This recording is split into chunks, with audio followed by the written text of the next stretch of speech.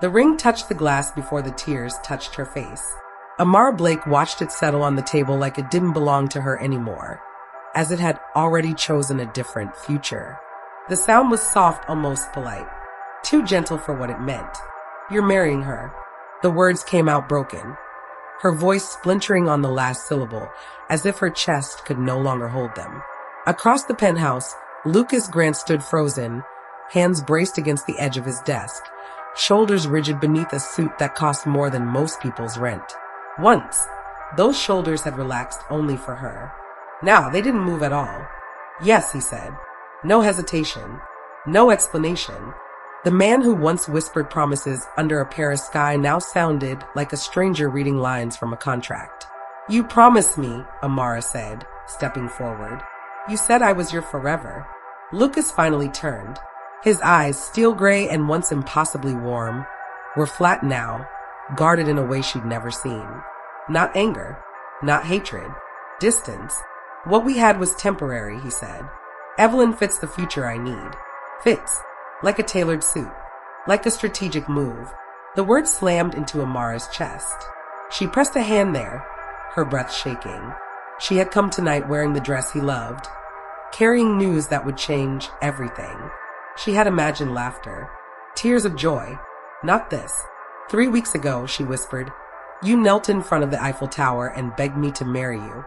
"Things change," he snapped, louder than he meant to. For a fraction of a second, something flickered behind his eyes. Panic, maybe. Regret. Then it disappeared. "The announcement goes public tomorrow," he said, turning away. "You should leave." The world tilted. This couldn't be real. This couldn't be the same man who called her home. "So that's it?" she asked. "You erased me?" His voice dropped. "Please." She missed the way it cracked. Amara slipped the ring from her finger. Emerald and diamond. Promise and hope. She placed it on the table. "I hope she's worth it," she said quietly. "I hope she was worth destroying me." The elevator doors closed without resistance. Lucas didn't stop her, and Amara Blake walked away believing the man she loved had never truly existed. Amara Blake had never been the kind of woman who chased fantasy. Raised on the south side of Chicago by parents who believed in discipline, faith, and showing up even when it hurt, she learned early that love wasn't loud. It was consistent. Her father, a retired transit worker, never missed a school play. Her mother, a nurse who worked double shifts, taught her that care was action, not words. Amara grew up believing that if someone loved you, they stayed. She carried that belief into adulthood, into her career as a hospital administrator, where lives depended on order, calm, and trust. She was respected, steady, unglamorous by society standards, and proud of it. She had survived a failed engagement years earlier, one that taught her not to confuse charm with commitment. By the time she met Lucas Grant, Amara was done with illusions. St. Lucia was meant to be a pause, a quiet reset after years of responsibility. She didn't expect the man who blocked her beach view to see her, not her resume, not her skin, not her silence, but her. Lucas listened. That mattered. He didn't talk over her, didn't rush her, didn't reduce her to a moment. For the first time in years, Amara felt chosen without being chased. She told him about her childhood, about how her parents stayed married not because it was easy, but because they believed love was work. She told him about her fear of being an accessory in someone else's life. Lucas promised she never would be. That promise mattered more than the ring. When he proposed in Paris, Amara didn't say yes because of the view or the diamonds. She said yes because she believed she had found a man who understood that love wasn't something you used. It was something you protected. That belief was shattered in his penthouse. And when she left that night, Amara didn't just lose a fiancé. She lost her faith in her own judgment. Lucas Grant was born into a name that came with expectations heavier than affection. The Grants were old money, generations of influence wrapped in restraint. His father taught him numbers before emotions, outcomes before empathy. His mother loved him, but quietly, carefully, like someone afraid of breaking a rule. From childhood, Lucas learned one lesson well. Vulnerability was expensive. By 35, he was the public face of Grant Consolidated, praise for vision and discipline.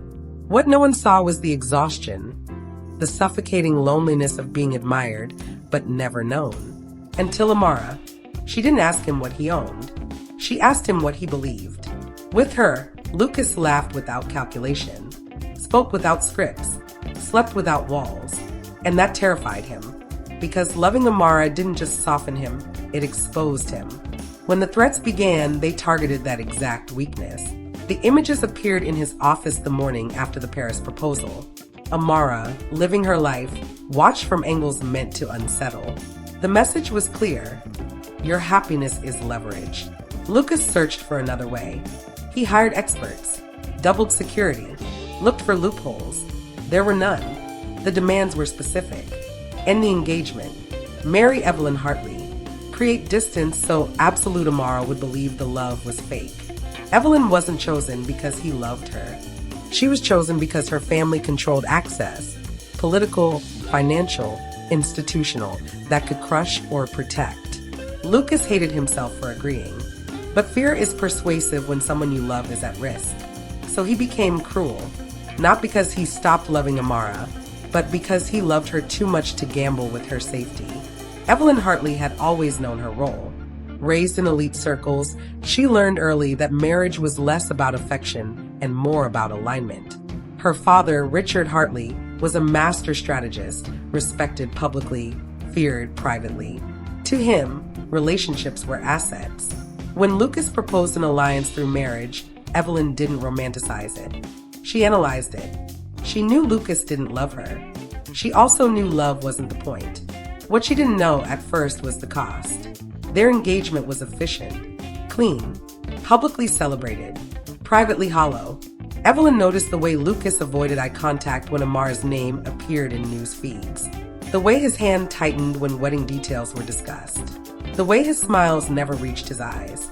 She asked once quietly, "Did you love her?" Lucas didn't answer. That silence told her everything. It wasn't until later, after pieces began to surface, that Evelyn understood the deeper manipulation. Her father's urgency, his insistence on speed, his insistence on Lucas specifically. Evelyn wasn't the architect. She was collateral. And when the truth emerged, she chose to testify, not out of loyalty to Lucas, but because she refused to be another pawn in her father's legacy. Lucas never told Amara the truth, because the threats warned him not to. They promised visibility, consequences, certainty. They wanted Amara scared without knowing why, isolated without protection. Every cruel word Lucas spoke was monitored. Every silence was measured. He was instructed to break her trust completely. And he did. What nearly destroyed him wasn't the act, it was watching it work. Amara disappeared. Social media silent. Life erased. Lucas realized too late that safety achieved through devastation still left wreckage. When he traced the origin of the pressure, the truth surfaced. The marriage wasn't protection. It was control. And once he saw that, Lucas stopped complying. The confrontation was quiet. No shouting. No spectacle. Just evidence laid bare. Once the manipulation was exposed, the alliances collapsed quickly. Investigations followed. Reputations fractured. Lucas walked away from power that demanded sacrifice of the innocent. The cost was immense, but so was the relief. Only one thing remained undone: finding Amara. Portland was intentional. Amara chose distance because it felt like safety. She was building a new life quietly, carrying a truth of her own, when Lucas appeared at her door, unpolished, exhausted, honest for the first time in weeks. This time, he told her everything. And for the first time, she was given the dignity of truth. Forgiveness didn't come easily, but it came honestly, because love built on truth, even late truth, was still real. Some love stories aren't about perfection. They're about repair. If this story moved you, challenged you, or reminded you that love isn't always loud, but it is always costly, subscribe to this channel. These stories exist because truth matters, because sometimes the promise that was broken wasn't betrayal. It was survival. And sometimes love doesn't end at the breaking point. It begins there,